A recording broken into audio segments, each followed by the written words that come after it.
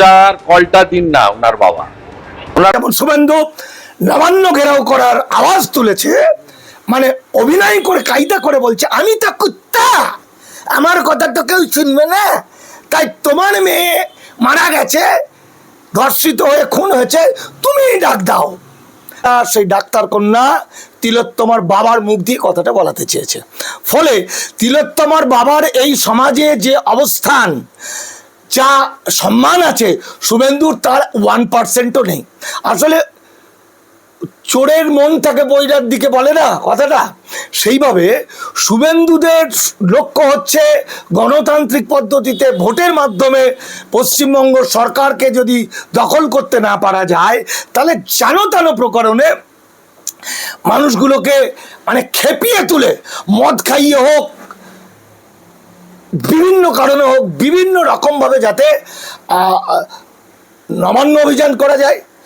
বাধ্য হয়ে পুলিশ গুলি চালাবে, গুলি চালালে 2-4 জন মারা যাবে, 2-4 জন মারা গেলে আরও মানুষ উত্ত্যক্ত হবে। মানে ওরা স্বপ্ন কিছুতেই পাল্টাতে পারছে না। ওরা দেখছে চোখে বাংলাদেশে যদি শেখ হাসিনার হতে পারে, তাহলে পশ্চিমবঙ্গের কেন হবে না। কিন্তু ওরা এটা জানে না যে বাংলাদেশ একটা রাষ্ট্র আর পশ্চিমবঙ্গ একটা রাজ্য, একটা যুক্তরাষ্ট্রীয় কাঠামোয় একটি রাজ্য। অর্থাৎ বাংলাদেশের ওপরে কেউ ছিল না রাষ্ট্রের, আর পশ্চিমবঙ্গে এই রাজ্য আওয়াজ দিলে পরে সেন্ট্রাল থেকে ফোর্স নেমে চলে আসবে, এটা আইন। প্রথম কথা। দ্বিতীয় কথা, বাংলাদেশের গণ অভ্যুত্থানটা মুখের কথা নয়। বাংলাদেশের কোটি কোটি মানুষ, শিক্ষিত অশিক্ষিত, সাধু মহাপুরুষ, ডাক্তার, ইঞ্জিনিয়ার, কবি, সাহিত্যিক, সবাই বোকা নয়। তার কারণ বাংলাদেশের শেখ হাসিনা সরকারের গত 2013 সালের পর থেকে দুবার যে ভোট, ভারতের সাহায্যে সেই ভোটটাও ছিল 2 নম্বরই ভোট, জোর করে ভোটে জিতে যাওয়া। এবং সেখানে মানুষের মধ্যে শেখ হাসিনার যে স্বৈরতান্ত্রিকতা, অনেকে রাগ করবেন শেখ হাসিনার বন্ধু, অনেকেই ভাবছেন শেখ হাসিনার বিরুদ্ধে এরকম কথা বলা হচ্ছে, কিন্তু এটা ঠিক। শেখ হাসিনা কিন্তু নিজে স্বীকার করেছেন তার একজন কর্মী কেয়ারটেকার 400 কোটি টাকার মালিক। এবং শেখ হাসিনা রাজাদের মতো, রাজা জমিদারদের আমলের মতো, সামন্ত প্রভুদের মতো গুম ঘর রেখেছিল, যে গুম ঘরের মধ্যে মানুষকে ভ্যানিশ করে দেওয়া হতো, বছরের পর বছর প্রতিবাদীদের কণ্ঠরোধ করা হতো।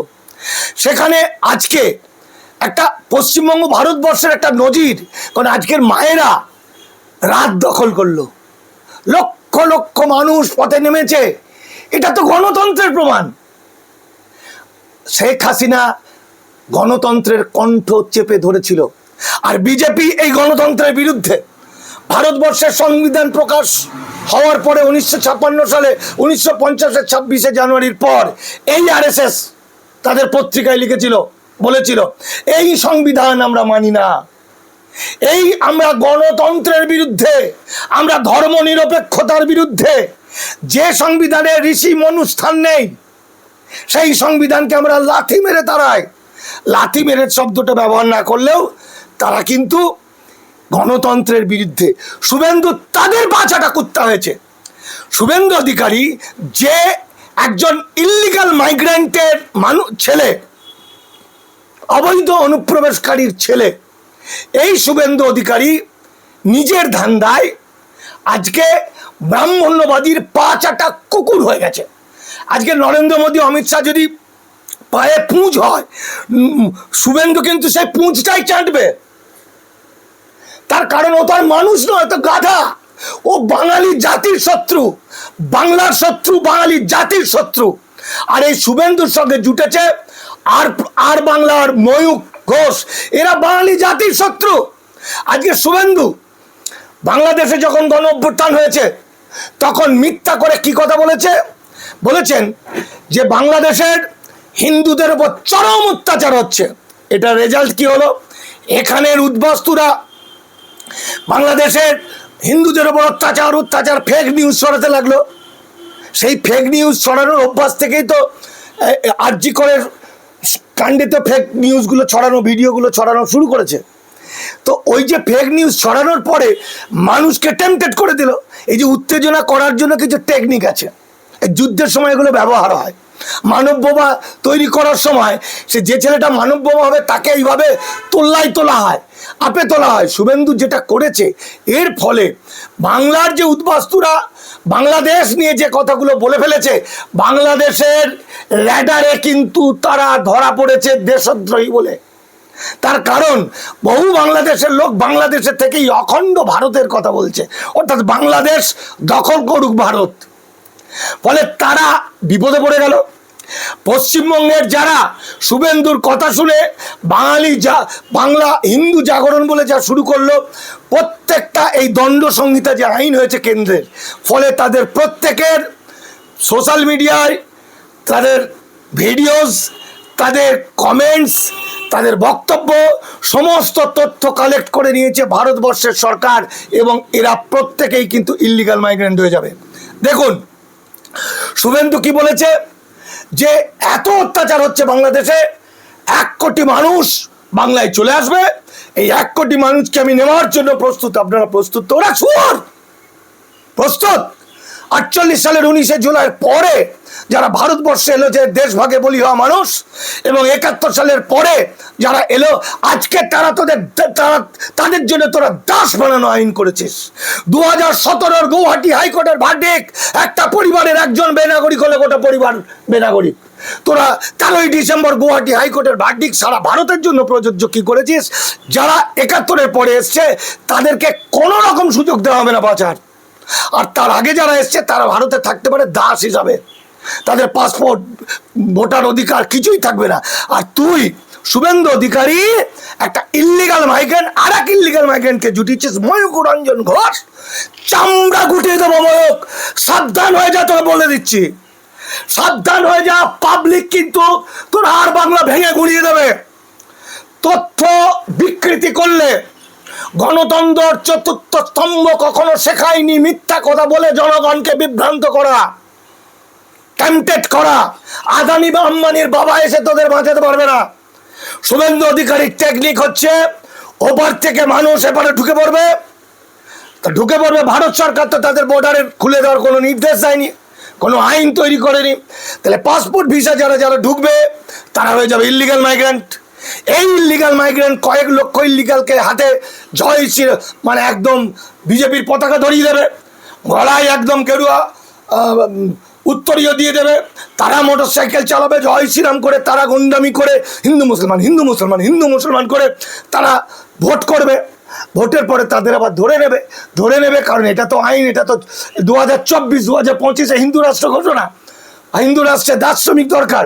ফলে শুভেন্দু অধিকারী আজকে শুভেন্দু অধিকারী একা নয়, ওর সঙ্গে সিপিএমও জুটেছে। সিপিএমের বুড়োগুলো একটা গালাগালি বেরিয়ে আসছিল, বুড়ো বদমাইশগুলো, ইয়ংগুলো ভালো, তাদের মাথাটা খেয়ে নিয়েছে। তাদেরকে দিয়ে কোনো ইস্যু তাদের কাছে নেই। এই যেমন যখন পশ্চিমবঙ্গে এনপিআর চলছে, মানে এনআরসির কাজ চলছে 2023-এ, যখন আধার কার্ড ভোটার কার্ড লিঙ্ক করে এনআরসি হচ্ছে, আর আমি 4-5 ওদের পার্টি অফিসে গিয়ে মোহাম্মদ সেলিমকে কাগজ দেখাচ্ছি যে দেখো এরকম ঘটনা, কিছু একটা বলো, প্রতিবাদ করো, তখন ওরা বলছে চোর ধরো জেল ভরো। যেই এনআরসির কাজ শেষ, তখন স্টেটমেন্ট দিল গণশক্তিতে, ওদের সেক্রেটারি মোহাম্মদ সেলিম বলেছে পশ্চিমবঙ্গে এনআরসির কাজ শেষ, মানে এনপিআর হয়ে গেল। অর্থাৎ বাঙালি যদি এদেরকে না বোঝেন, সিপিএম শ্রমিক কৃষক মেহনতি মানুষের পার্টি নয়। তাই যদি হতো তাহলে তারা 100 দিনের কাজের বিরুদ্ধে বিজেপির সঙ্গে গলা মেলাতো না।